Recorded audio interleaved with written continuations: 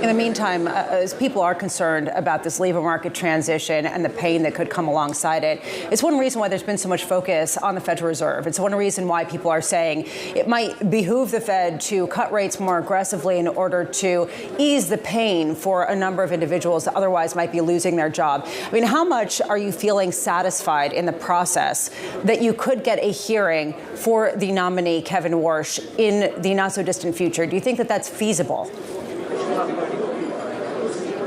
Well, we can have a hearing all we want, but until the investigation is done, I still believe that the initial inquiry and the investigation was a flex to try and get the current chair to step aside. Chair Powell has a term as chair that expires in May.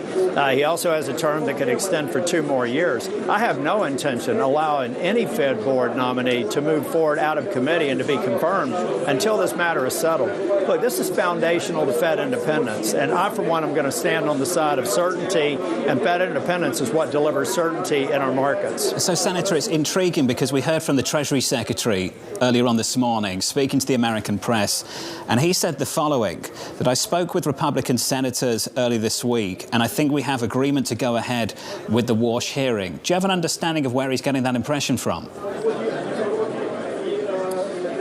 Well, you know, I've said that if they shouldn't confuse or conflate 2 issues. The suggestion that we should have an oversight hearing to see how well this building project with the Fed has gone is fine with me.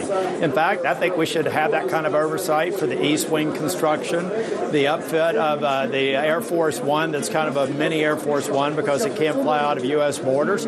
All of that is just good governance oversight. None of that has anything to do with an investigation that I believe was dead on arrival. We are talking about 2 minutes of testimony that 7 members of the Banking Committee, Republican members, including the chair, have all said did not constitute a crime. We've got a prosecutor who's not listening to the eyewitnesses and continuing. That's not productive, and I'm not going to allow it. Maybe they can convince a Democrat to vote with them, but as long as I'm the deciding vote, we can have Mr. Warsh, who I would love to be the next Fed chair.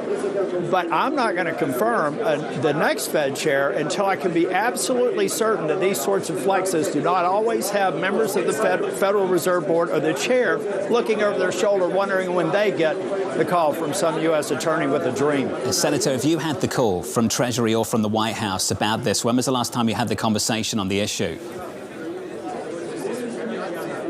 Well, I've had a conversation with the American people in C-SPAN yesterday on the floor, and I don't think I was mincing words. I'm not really known for that, but if I need to make it very clear, this is about an end or a resolution. I'll give the prosecutor the benefit of the doubt. Provide me with evidence beyond the 2 minutes of testimony in the committee that 7 Republican members said it was not criminal, it was not misleading, and that there was no criminal intent. It's like an indictment looking for a crime, and to me it's at the edge of absurdity that I can't accept.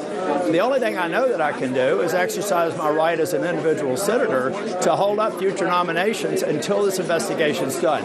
But to the assistant U.S. attorney, bring me evidence beyond the 2 minutes has been rejected out of hand by the majority of Republican members on the committee, or prove to me that there's been an instance where a referral. What's really odd about this, and I spoke about this on the Senate floor yesterday, this is the first time that I can find where a prosecutor moves forward with an investigation without a referral from the chair or a member of the committee. Maybe somebody can prove me wrong.